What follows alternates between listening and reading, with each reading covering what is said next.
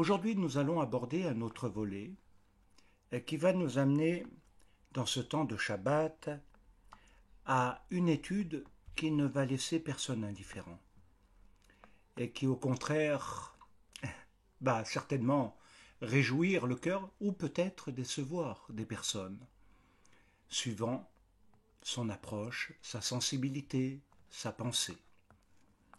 Et je crois que c'est très important parce que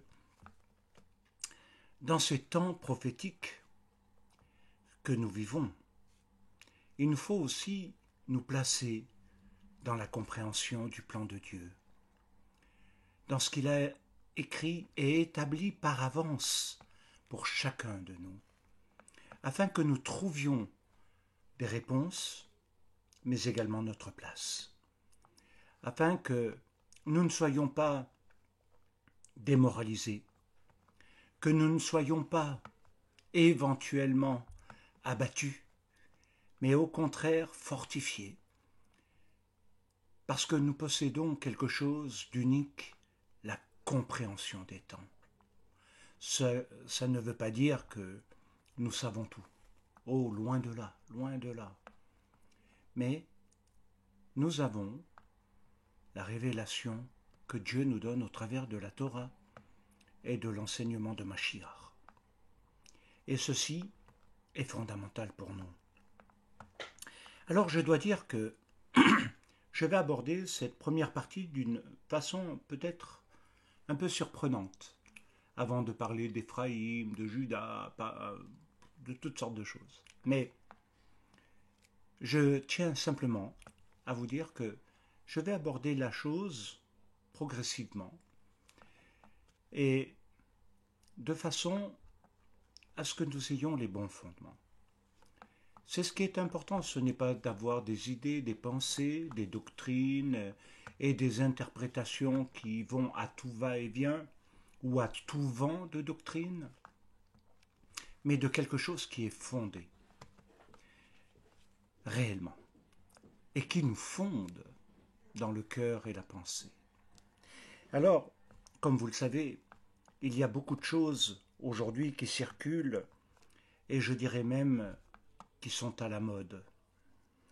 Et ceci concerne notamment le rassemblement des 12 tribus d'Israël, dont on ne sait pas exactement à l'heure actuelle réellement ce qu'il en est. On retrouve des tribus perdues, c'est une évidence. Mais 2000 ans d'histoire ont quand même laissé leurs traces. Et nous devons bien penser que tout ne s'explique pas à la lumière d'un verset ou de vouloir essayer de convaincre quiconque en fonction de son point de vue personnel, en fonction de son désir, ou peut-être de fausser la compréhension. Et je crois que il est très important que nous abordions les choses d'une certaine manière. Alors bien sûr, ça va être très progressif. Mais quand nous rentrerons dans le vif du sujet, nous découvrirons ensemble des choses extraordinaires concernant le plan divin pour Israël et les nations. Et ceci sera certainement un encouragement, une force motrice dans la prière. Et je crois que c'est très important. Donc beaucoup de choses circulent à l'heure actuelle concernant les 12 tribus d'Israël et encore plus cette notion qui apparaît un peu partout et avec des courants de pensée, des mouvements qui commencent à émerger, m'ont amené à me poser la question, depuis un certain temps quand même, à vouloir analyser peut-être un petit peu plus en profondeur que simplement voir la généralité des choses.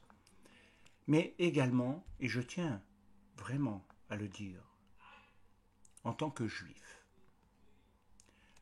et non comme si j'étais un gentil des nations. Donc il faut bien comprendre que c'est dans l'optique réelle d'un point de vue hébreux, messianiques et juifs, que nous aborderons ces sujets délicats, polémiques, et qui aujourd'hui troublent beaucoup de gens. Donc, il nous faut savoir que tout ce que nous pouvons entendre sur Éphraïm, Ménaché, Yehuda, qui sont bien entendu les éléments centraux de notre étude.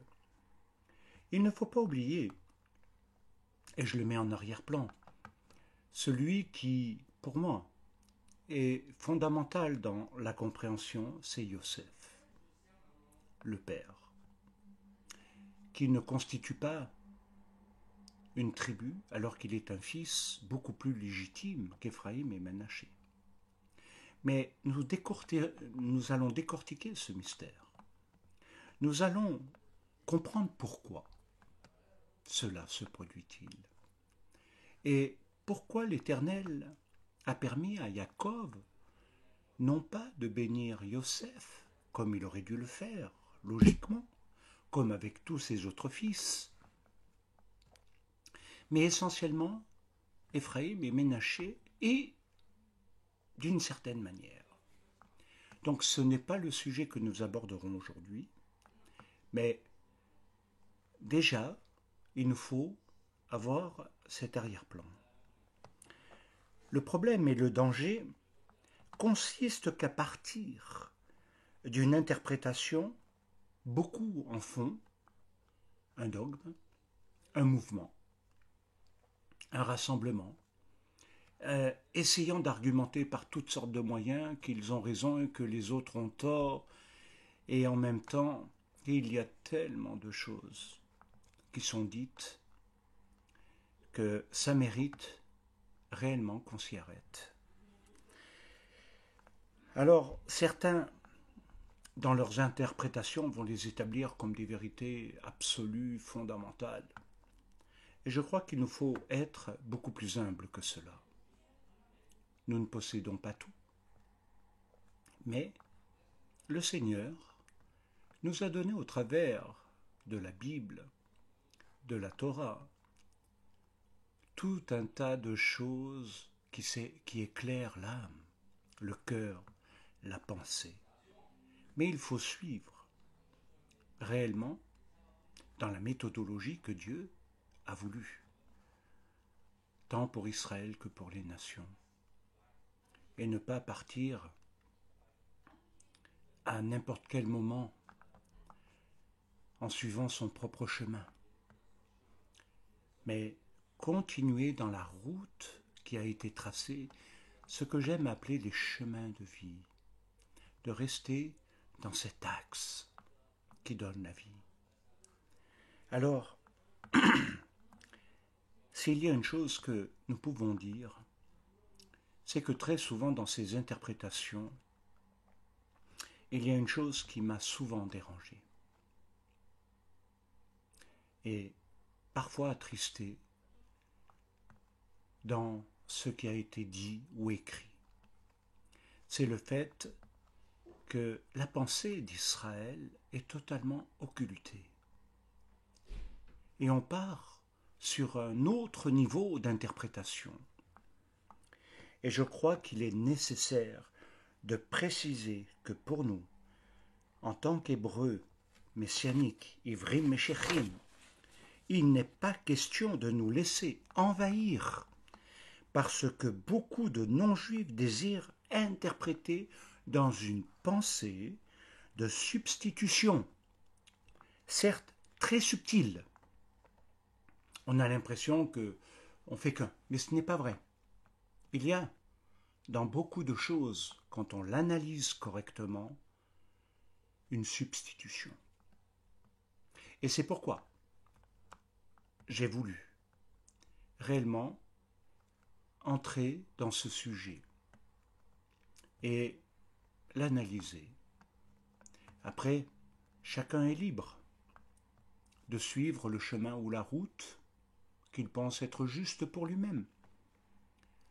Mais n'oublions pas que notre rendez-vous réel sera quand Mashiach sera là. Et c'est l'élément clé de la compréhension. Nous savons tous et nous connaissons aujourd'hui l'aspect néfaste de ce qu'a représenté la théologie de la substitution dans l'histoire, le mal qu'elle a fait aux Juifs et à Israël. Et ceci se manifeste encore. Ce n'est pas totalement terminé. Ce n'est pas quelque chose qui est révolu. Non, pas du tout. Nous voyons d'ailleurs énormément de choses revenir à la surface sous une forme très différente de l'antisémitisme. Il n'y a pas si longtemps, dans les rues, il y a eu quand même des slogans qui atteignent nos cœurs et nous indignent, malheureusement. C'est un temps qui est comme ça, et il a une raison d'être, malheureusement. Et en même temps, il nous aide à nous préparer et à réfléchir. On assiste à cette fameuse théologie de remplacement, mais sous une autre forme actuellement. Et c'est pourquoi il est important maintenant de comprendre un peu cette nouvelle forme de substitution. Elle part de quelque chose qui semble biblique, très juste, sur la base des 12 tribus d'Israël, qui forment Israël, qu'est-ce qu'Israël, etc. Beaucoup de questions. Donc, cette forme-là est très subtile parce qu'elle utilise les 12 tribus d'Israël et plus précisément Éphraïm et Yehuda. Et c'est là qu'il y a des dérapages parce qu'on part dans des choses incroyables. Mais nous le verrons. Nous le verrons. Alors, ceci étant dit, une chose doit être clarifiée ici, clairement, pour chacun de nous. Et je pense que c'est très important. Il nous faut peut-être poser les fondements. Avant de vouloir développer, posons des fondements de compréhension, mais pour éviter tous les pièges. Alors je vais être très simple dans cette étude, mais elle a une raison d'être par rapport à la suite. Si nous voulons vraiment étudier la Bible, nous devons savoir d'abord qui est Israël. Pas simplement une nation parmi les nations, dans les nations, mais qui est Israël? Et c'est une nation que la Bible déclare comme étant à part des autres nations. On peut se poser la question, pourquoi à part? Temporairement? Non. Ce que beaucoup aimeraient, mais non. Israël sera présent lors de la venue de Mashiach et de son règne. Israël sera. Donc, il nous faut quand même aller un peu plus loin pour approfondir et comprendre certains chapitres que beaucoup de théologiens, pasteurs, croyants n'aiment pas trop. Le chapitre de 9 à 11 de l'Épître aux Romains, je ne vais pas tous les prendre, je vais prendre juste un axe central uniquement pour le développement de la compréhension. Vous l'avez compris, au travers du symbolisme de l'olivier, et plus précisément de l'olivier franc,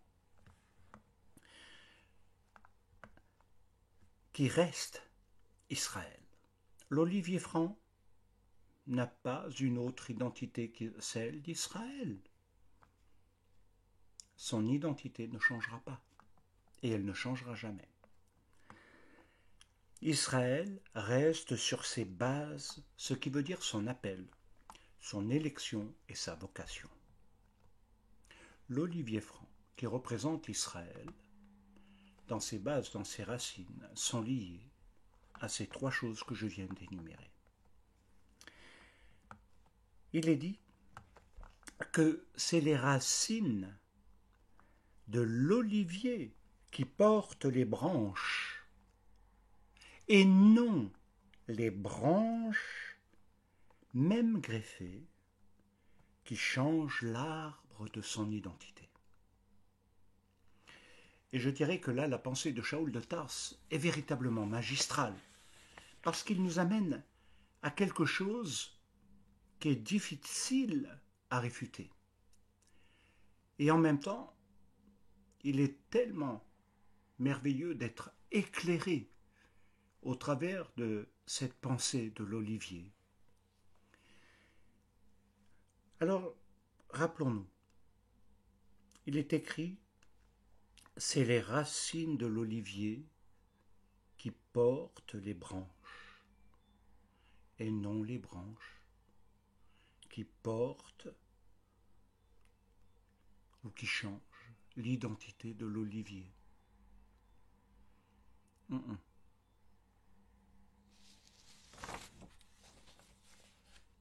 Comme il est dit, c'est la racine qui porte l'olivier sauvage. Et nous entendons par là ceux qui étaient étrangers à l'alliance d'Israël, à l'appel d'Israël, à la compréhension d'Israël. Alors il est clair que dans la substitution, on peut toujours se considérer comme non rattaché à ce peuple, à sa pensée, à sa culture, à son identité, à sa vocation, à son appel. Beaucoup l'ont fait. Mais le phénomène d'aujourd'hui nous démontre qu'il y a quelque chose d'autre qui se produit sous nos yeux et qui est prophétique, réellement. C'est la racine qui porte l'olivier sauvage et non l'olivier sauvage qui porte la racine.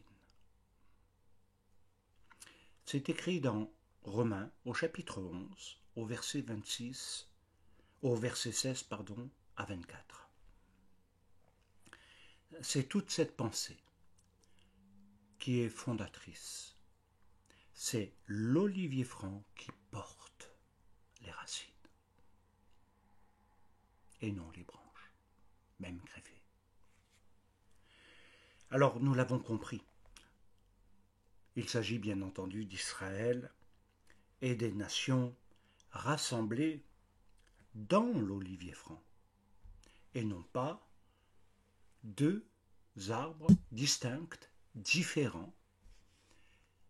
Non, un seul et même arbre, l'olivier franc de base et la greffe.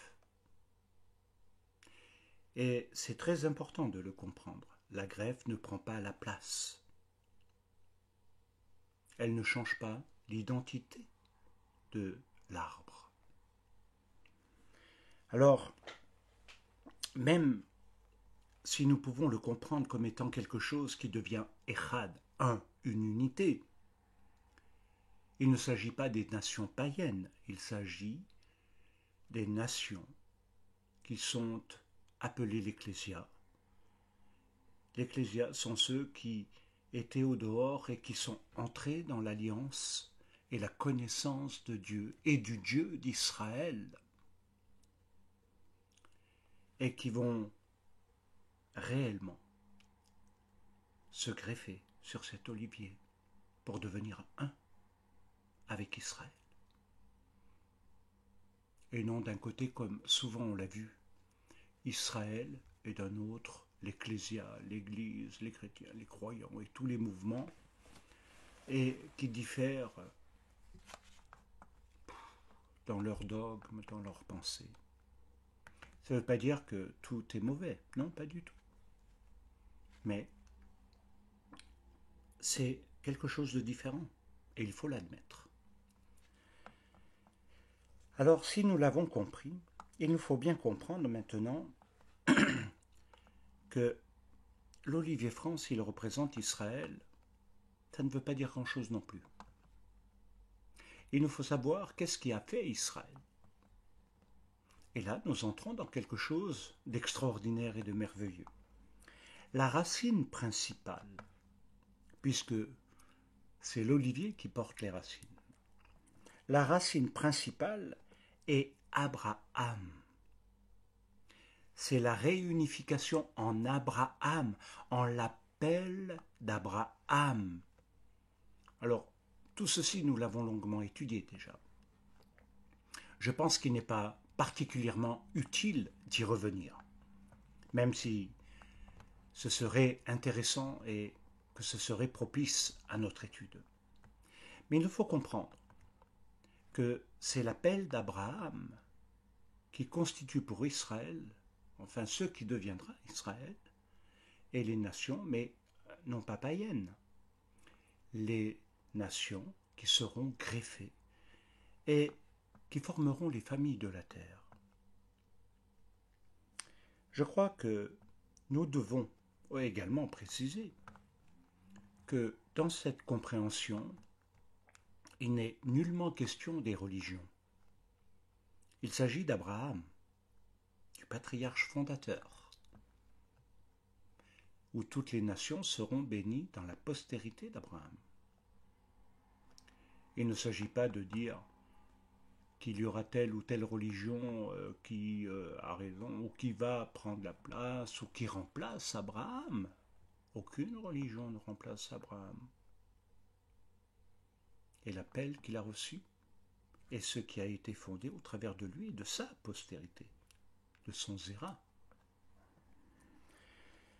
Ce n'est pas non plus, il faut l'entendre ainsi, une religion mélangée. De vouloir adapter et de vouloir essayer de construire, échafauder des pensées, des doctrines, les pratiques. Non, non, c'est le respect de l'appel, tout simplement. Alors, les branches, puisque le chapitre, enfin les chapitres de Shaoul de Tarse nous amènent quand même à des interrogations, parce que ce qui a formé quand même des bases de substitution, ou qui voudraient entrer dans une interprétation de substitution aujourd'hui, sont liés au fait que on parle des branches qui sont coupées.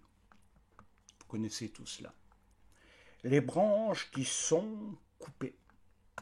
Les branches ont été coupées, d'autres ont été greffées, et on essaye de dire, ben voilà, Israël n'a plus sa place, etc. Aujourd'hui, c'est autre chose. C'est l'Église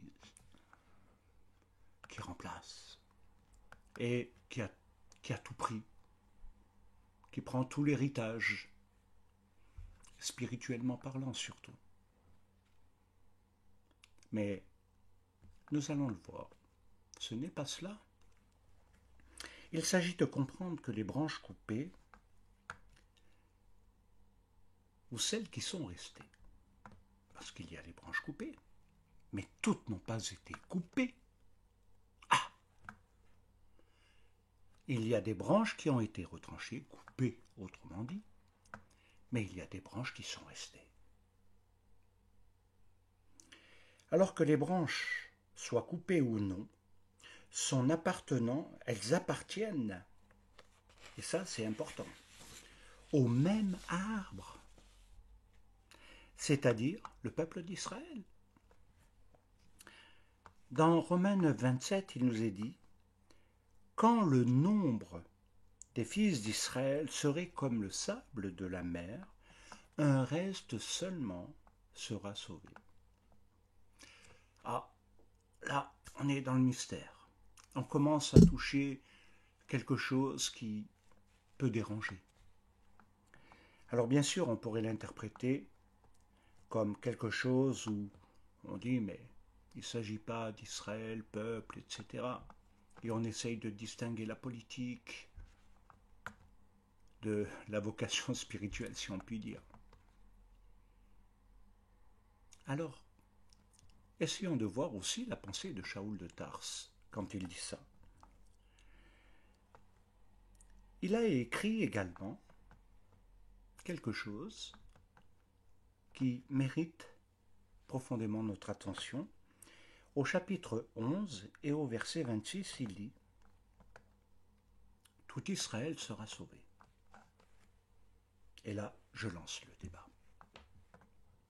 volontairement, en disant « Mais s'il n'y a qu'un reste qui sera sauvé, pourquoi dit-il plus loin « Tout Israël sera sauvé » Alors, que devons-nous comprendre? Est-ce que nous allons arriver à comprendre quelque chose?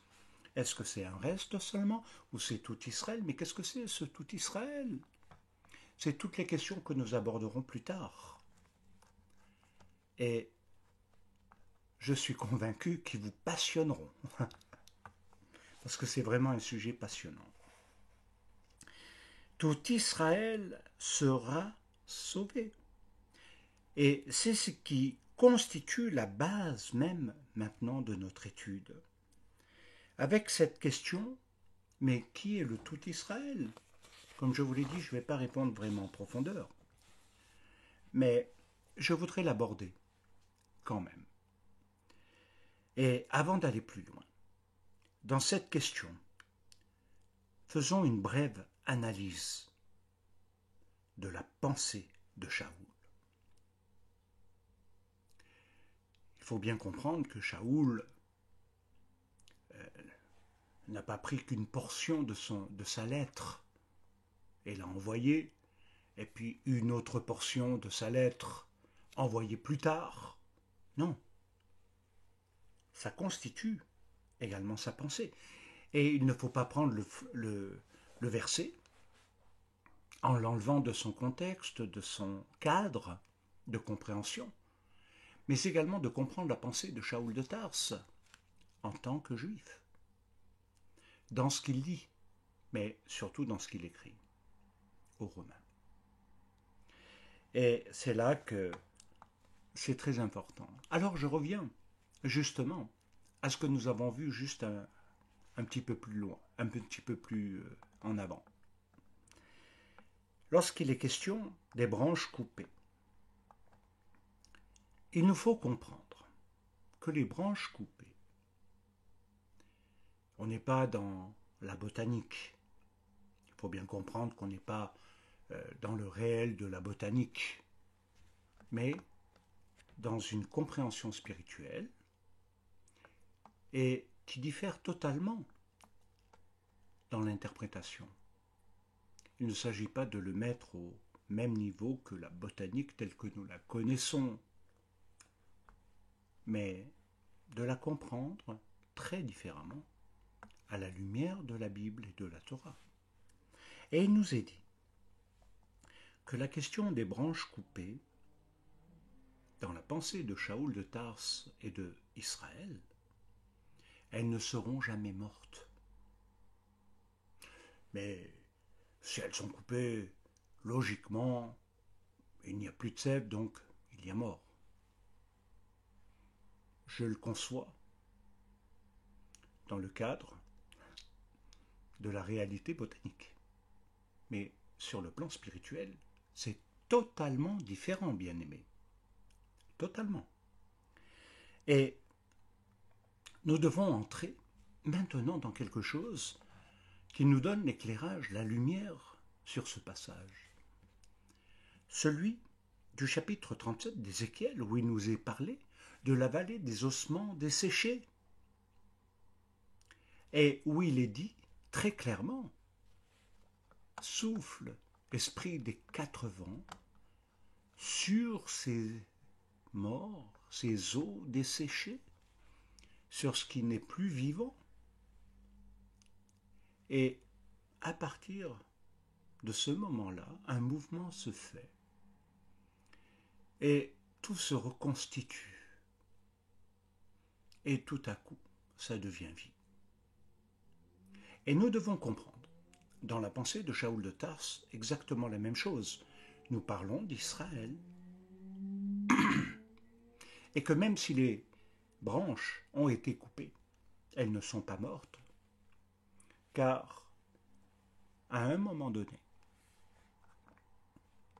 dans le rassemblement, quand l'esprit des 4 vents va souffler, il y aura une résurrection. Et c'est dans ce sens qu'il faut le comprendre.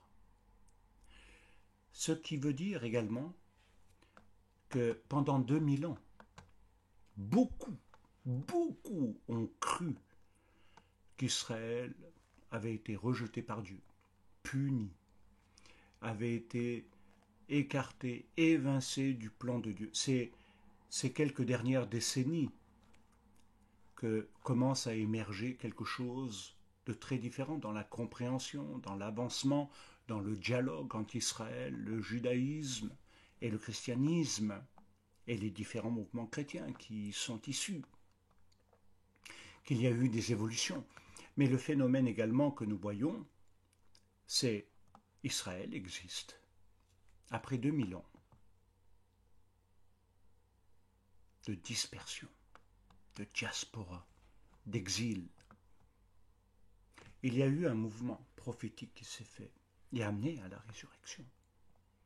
Et nous devons comprendre, tout simplement, de la même façon, la pensée de Shaoul de Tarse quand il dit « les branches ont été coupées ». Oui, mais dans une partie de l'histoire, mais elles ne sont pas mortes, et qu'au temps de Dieu, au temps du Mashiach,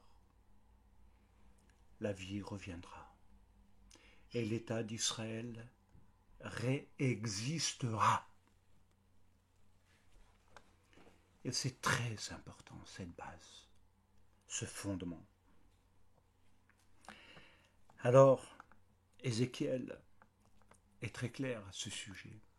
Et nous savons que dans l'actualité prophétique qui nous occupe aujourd'hui, cela est devenu véritablement un accomplissement en 1948. Et que personne n'aurait imaginé, après 2000 ans, que cela aurait pu être possible. Et ceci nous démontre la mort et la vie. Oui, ces branches coupées ont été dans la diaspora, mais aujourd'hui, elles ne sont plus dans la diaspora. Et beaucoup de mes frères juifs reconnaissent et reconnaissent vraiment que le Messie, c'est Yeshua. Ce qui change énormément la donne pour les nations. Ce qui modifie totalement la compréhension. Mais en même temps, je voudrais avancer. Shaoul veut dire que même si une partie des Juifs n'ont pas reconnu Yeshua, argumentation largement développée dans l'antisémitisme des nations, même s'ils n'ont pas reconnu Yeshua comme Messie, ils ne cessent pas d'être les fils d'Abraham, avec qui l'Éternel est lié par une alliance éternelle et non temporelle. Et c'est là le secret. C'est-à-dire que cette alliance, elle est irrévocable. Elle ne peut être détruite. Elle ne peut être modifiée. On ne peut pas changer le contrat, parce qu'il y a l'aspect contractuel entre ce que Dieu a établi avec Israël. C'est irrévocable. L'alliance de Dieu est irrévocable. Et il n'y a pas d'alliance de remplacement. Non. Mais ceci est un autre sujet qui sera développé plus long. Alors une autre chose qui est évoquée également au travers de Shaoul de Tarse est dans ce qu'il nomme, puisque je veux relever un peu les petites polémiques, mais également les incompréhensions, une partie d'Israël, dans Romains 11, 25 par exemple. Et c'est clair que à un moment donné, on entend tout Israël, on entend une partie, etc. Et on retombe à nouveau sur quelque chose qui nous intrigue à nouveau. Et c'est ça qui est intéressant, c'est d'être interrogé quand même. Alors, ce qui signifie tout simplement que sans eux, il n'est pas question d'un tout Israël. Ah, et ça veut dire tout simplement qu'on ne peut pas mettre un mur de séparation. On ne peut pas dire uniquement judaïsme et d'un autre côté christianisme, et c'est ou l'un ou l'autre qui a raison. C'est ou l'un ou l'autre qui détient la vérité absolue. C'est peut-être un peu caricatural, mais souvent c'est un peu comme ça que la plupart des personnes pensent. Et il faudrait réviser un petit peu cela, parce que ce que Shaoul de Tarse est en train de soulever pour nous aujourd'hui est une bombe de réflexion, de remise en question de la pensée et de la compréhension des textes de la Torah, de la Bible, du Messie. Et c'est pourquoi il nous faut tout simplement dire que il n'est pas question de dire il y a une minorité puis il n'y a pas de et le reste non. Nous avons bien compris. Alors, n'oublions pas que les branches coupées sont appelées dans Romains 9,4 Israélites.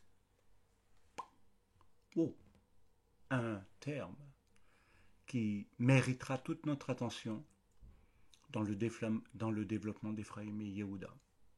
Israélites. Et c'est assez étonnant parce que Shaoul de Tarse se présente comme israélite. Ah, intéressant. Il dit qu'il est de la tribu de Benjamin, mais qu'il est aussi israélite. Et ça méritera qu'on s'y attarde sur cette notion.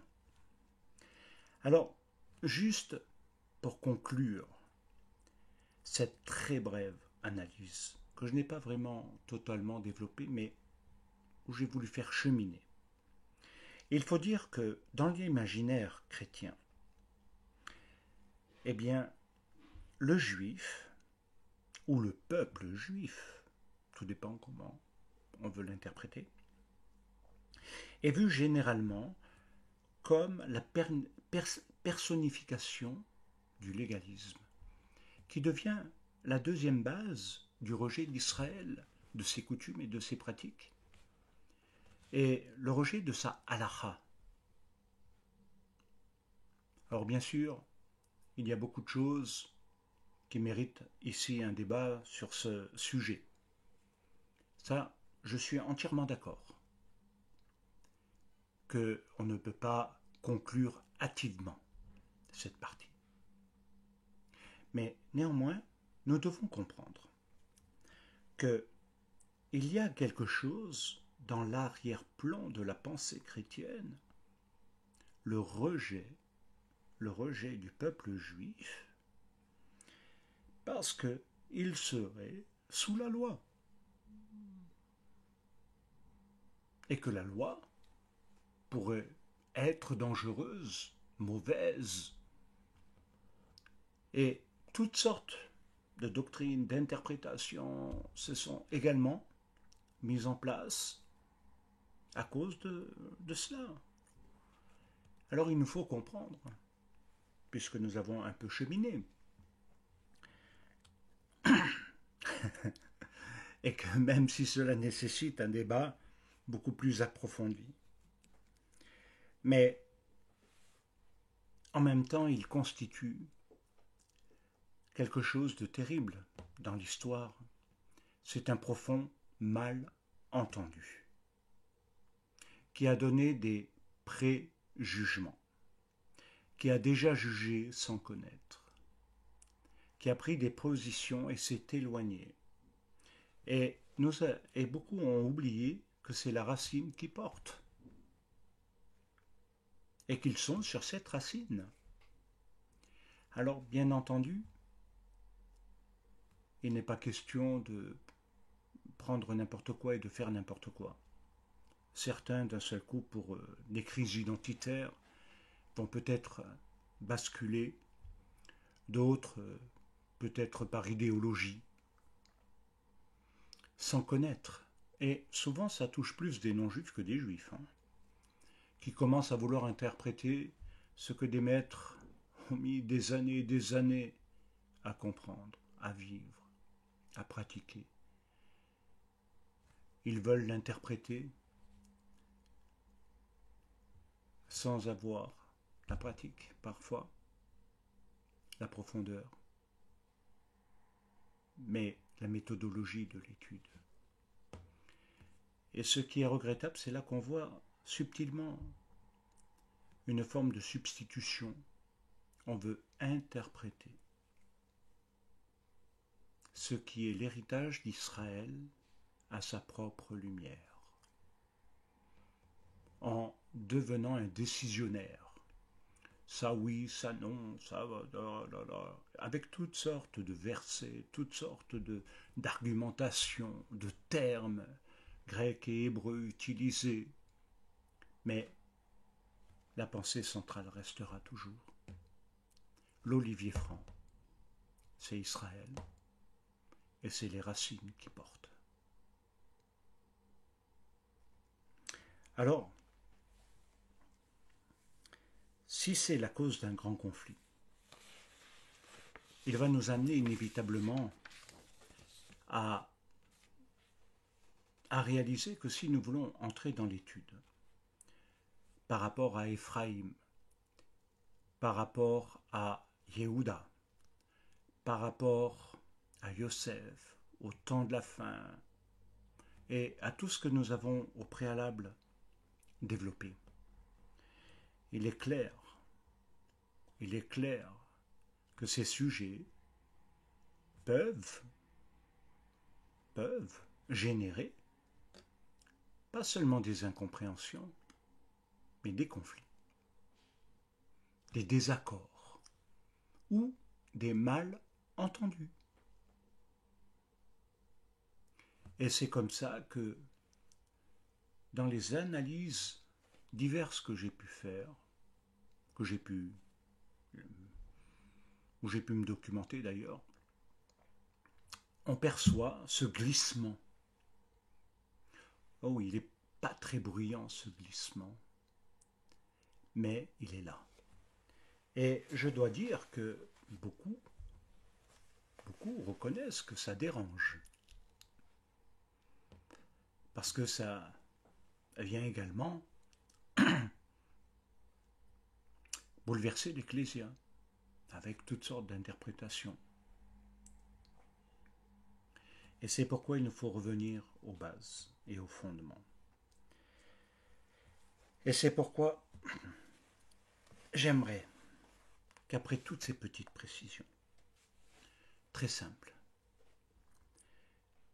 si nous voulons entrer dans ce vrai débat, celui d'Israël, la place d'Israël dans le plan de Dieu, la place des nations, mais l'intérieur des nations qui forment l'Ecclésia. Et ensuite, ce qui en découle et qui ne peut pas être mis de côté non plus, Éphraïm et Yehuda. C'est un grand débat. Ça a fait couler beaucoup d'encre. ça crée des disputes. Il faut le dire. Ça crée des dissensions. Mais en même temps, c'est le phénomène qui se produit après 2000 ans de silence sur Israël, et où il y a une redécouverte, mais avec quelque chose qui n'est pas obligatoirement très équilibré. Et beaucoup de greffés commencent à réagir. Alors je ne vais pas davantage entrer dans ce débat, mais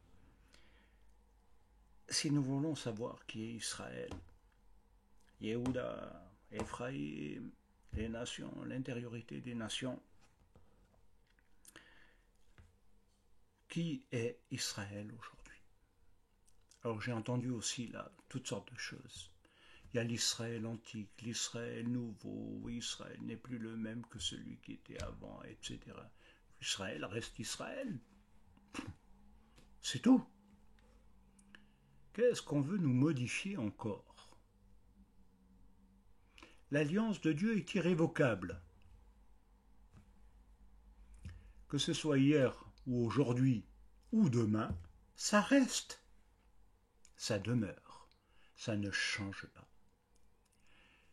Parce que l'alliance de Dieu est éternelle, elle est perpétuelle, et elle se transmet de génération en génération, même en diaspora.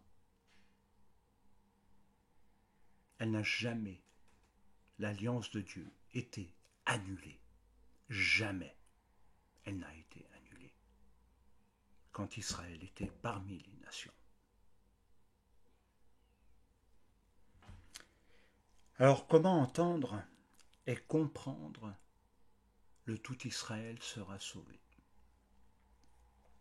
Et la question qui se pose ici, je sais qu'aujourd'hui je lève pas mal de polémiques, est-ce que Dieu a vraiment rejeté son peuple? Parce que si on prend la théologie simple de la substitution, la base, c'est ça. Dieu a rejeté son peuple, un peu comme on l'a vu avant, et l'Église a pris la place, il est le nouvel Israël, etc. Et il devient le garant de tous les accomplissements prophétiques, entre guillemets. Parce que sans Israël, ce sont des accomplissements partiels, qui n'iront jamais au bout. C'est évident. Clair. Alors, Dieu a-t-il vraiment rejeté son peuple pour prendre un autre peuple et rompre son alliance? La réponse, elle est évidemment non. Alors il est dit que, toujours dans ce même chapitre de Shaoul de Tars dans Romains, que l'aveuglement est seulement en partie. Retenons bien que l'aveuglement est seulement en partie, ce qui veut dire tout simplement temporaire et plus précisément jusqu'à ce que la plénitude des gentils soit entrée. Ça, c'est la version seconde. Dans la version Darby, il nous est dit, dans une traduction beaucoup plus juste, d'ailleurs, « Je ne veux pas, frères, que vous ignoriez ce mystère. » Mais Darby va rajouter ce mystère-ci dans sa traduction, et ce qui est juste. Il dit pas seulement un mystère, mais ce mystère-ci. Et quel est ce mystère? Afin que vous ne soyez pas sages à vos propres yeux. C'est qu'un endurcissement partiel est arrivé à Israël jusqu'à ce que la plénitude des nations soit entrée. Ah. Et c'est là que nous avons quelque chose d'extraordinaire et de magistral qui réjouit mon cœur. Parce que si nous voulions entendre réellement, au fond de soi, on serait vite convaincu. Il est clair que Shaoul de Tars parle bien de ce mystère-ci, l'endurcissement d'Israël. Mais en même temps, que cet endurcissement est partiel et pas total. Le reste, etc., tout ce qu'on a pu voir. Et dans un but, un seul but, jusqu'à, et ce jusqu'à marque énormément de choses. Ça marque une fin des temps. Jusqu'à. Ce que jusqu'à ce que la plénitude des nations soit entrée. Alors, il ne s'agit pas des nations politiques, hein, soyons clairs, ni des nations basées dans l'idolâtrie, comme aujourd'hui dans l'humanisme, la laïcité, etc. Non, qui appartiennent à une autre catégorie de ce qu'on appelle les nations. Mais également les nations qui vont former le corps pour l'accomplissement de la promesse d'Abraham, qui sera l'Ecclésia, c'est-à-dire ceux qui sont appelés de dehors pour entrer dans l'alliance. Soit entrés. Alors soit entrés où? Par quel moyen? Par la greffe. Au cœur. Comme il est dit d'ailleurs, ils ont été greffés antéos, au milieu d'eux. Littéralement, dans l'Épître aux Romains, au chapitre 11, versets 25 à 27, et il nous est dit que non, ils n'ont pas été greffés à leur place selon la pensée de Louis II, mais littéralement dans antéos, qui veut dire ils ont été greffés non pas à leur place, mais au milieu d'eux. Ah, au milieu d'eux.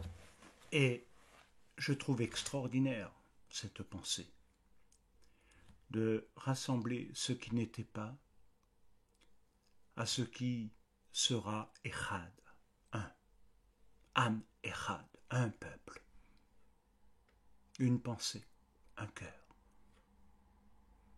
qui est une force extraordinaire, et non pas deux peuples avec deux voix, deux interprétations, deux théologies. Non, Echad, un peuple, jusqu'à ce que la plénitude des nations soit entrée. Est-ce que nous ne vivons pas ce temps, bien-aimés, ce temps si particulier? Je crois que oui. Alors, juste pour donner une précision, le terme endurcissement en grec est porosis. Et il dit tout simplement dureté. Et Yeshua disait souvent, c'est à cause de la dureté de vos cœurs que même le divorce a été accordé. Mystère. Et qui ôte la base même de ce qui unit, autrement dit. Il y a une séparation, une coupure, une rupture. Mais le comprendre dans le sens de l'accomplissement du futur. Les destinées ne sont plus les mêmes. Et les réalisations non plus. Et aujourd'hui, je vous invite à réfléchir. Que vous soyez d'accord ou pas, ce n'est pas le sujet. C'est que vous puissiez étudier la question et aller plus loin. La réfléchir avant de rejeter et d'argumenter sur un autre verset qui ne convainc personne. Je vous le dis franchement, qui ne convainc personne. Parce que le verset a un contexte, une histoire. Il s'inscrit dans quelque chose. Et il n'est pas du tout indépendant. Et ce n'est pas coup de verset qu'on arrive à convaincre quelqu'un. Ça, il faut bien l'entendre. Alors en même temps, si j'ai voulu relever le fait de la dureté, au travers de ce terme grec,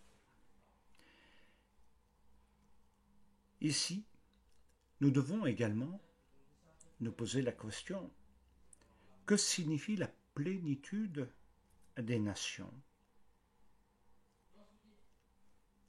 Alors il nous faut préciser, la plénitude des nations n'a pu ou ne pourra se faire qu'à cause de l'endurcissement ou de la dureté d'Israël, à laquelle nous assistons encore aujourd'hui. Mais, nous le voyons, de plus en plus, il y a énormément de changements dans le monde juif à ce niveau-là. Beaucoup viennent au Mashiach et le reconnaissent comme étant leur Messie, ayant pour nom Yeshua. Jusqu'à. Alors, nous devons comprendre au travers de tout cela l'aspect temporel et non éternel. L'aspect temporel de l'endurcissement d'Israël parce qu'il est lié à ce jusqu'à, ce que, la plénitude des nations soit entrée. Ce jusqu'à est fondamental. D'abord parce qu'il nous donne la compréhension des temps et de la fin des temps. Il est enseigné parallèlement par le Messie Yeshua, afin que nous puissions avoir un cadre et se situer. Et je dis bien parallèlement, par le Messie Yeshua, quand il parle du temps des nations. Et le temps des nations est en rapport avec Jérusalem. Et Jérusalem, inévitablement, est représentée par la tribu de Yehuda, non? Ah, c'est quelque chose d'extraordinaire. Alors le temps des nations, on l'a vu dans les études de Daniel et dans beaucoup d'autres domaines. Mais il nous faut comprendre que c'est en rapport avec Jérusalem. Et je voudrais vous dire, en même temps, au travers de ce verset qui est extraordinaire dans l'enseignement du Messie, quand il dit que Jérusalem, Yerushalayim, sera foulée aux pieds jusqu'à ce que les temps, pas le temps, les temps des nations soient accomplis. Donc Jérusalem sera foulée, autrement dit la destruction du temple. Les derniers temps nous parlent de la reconstruction du temple, qui est un élément majeur et fondamental pour la compréhension prophétique et l'accomplissement d'ailleurs. Et puis, nous voyons la tribu de Yehuda représenter Jérusalem dans la lignée de David. Mais comme nous l'avons vu, jusqu'à ce que la plénitude des nations soit entrée. Ah, et c'est là, je ne lève pas encore le mystère. C'est là que nous verrons beaucoup de choses intéressantes dans les sujets que nous aurons ultérieurement. Alors, jusqu'à ce que le temps des nations soit accompli. Alors, retenons tout simplement ceci, dans ce qui est dit, juste avant, dans la bouche de Yeshua, dans la bouche de ses Talmidim, pardon, lorsqu'ils lui disent et lui posent en même temps cette question, quel sera le signe de ton avènement? Quel sera le signe de ton avènement? Quel sera le signe de tous ces accomplissements, etc., par rapport à tout cela? Bien entendu, Yeshua mentionne un certain nombre de choses liées aux guerres, aux famines, et aux maladies, aux catastrophes. Mais il y a également dans sa pensée les temps qui précèdent sa venue. Et ça va faire un tout.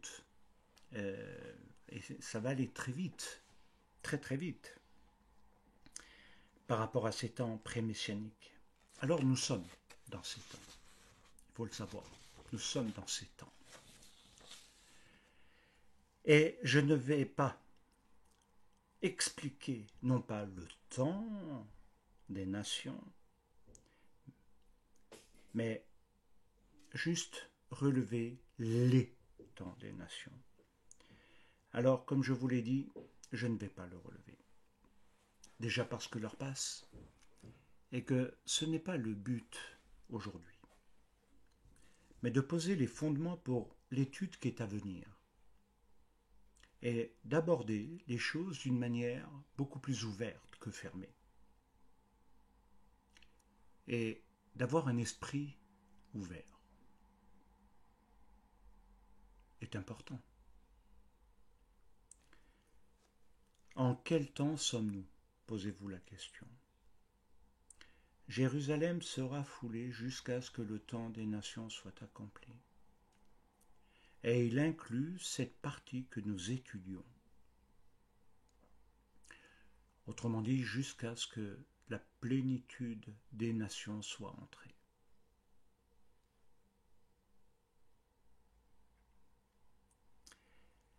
En même temps, jusqu'à ce que Yerushalayim redevienne la capitale souveraine de son État. Et ceci également a commencé. Jérusalem n'est pas reconnue comme étant la capitale de l'État hébreu aujourd'hui. Mais nous avons assisté à des séismes dans le monde politique à un moment donné où certains ont commencé à déclarer que pour eux, Jérusalem devenait la capitale politique d'Israël. Et ça a modifié énormément de choses. Complètement modifié la compréhension. Il y a eu un tollé dans les nations, il y a eu des contradictions, des soulèvements, et puis d'autres rejoignent de plus en plus. Et nous assistons à cela. C'est pas seulement Jérusalem qui en 1967 a été reconquise, mais bien comprendre que dans le temps des nations, c'est Jérusalem, capitale de l'État hébreu. Il y a peu de temps, tout cela était totalement, mais alors totalement impensable, bien-aimé. Personne n'aurait imaginé ce phénomène se produire devant nos yeux, se mettre en place comme cela, surgissant de nulle part, et en plus par quelqu'un de surprenant. Alors, je voudrais maintenant, pour poser le fondement de ce qui sera prochainement, une autre énigme concernant les nations, pour pimenter un peu notre étude, parce qu'il est écrit, et je ne veux pas l'omettre, parce que c'est une réalité aussi. Il est écrit dans Apocalypse au chapitre 11, et le verset 1 et 2, ceci. Le parvis extérieur du temple est donné aux nations. Ce n'est pas le temple qui l'aurait donné. C'est le parvis extérieur. Il y a toujours eu, dans l'histoire d'Israël, un lieu où les nations avaient le droit d'être dans le temple. Pas de la même façon, bien sûr, que les Juifs, à cause des pratiques et beaucoup de choses. Mais ils avaient un lieu à eux. Et c'est ce que nous devons comprendre aujourd'hui, de reconstruire ce temple à la gloire de notre Messie, où nous avons tous notre place pour l'accomplissement des temps, de nous rassembler et non de nous diviser, pour des points de vue personnels, affectifs, de tradition, etc.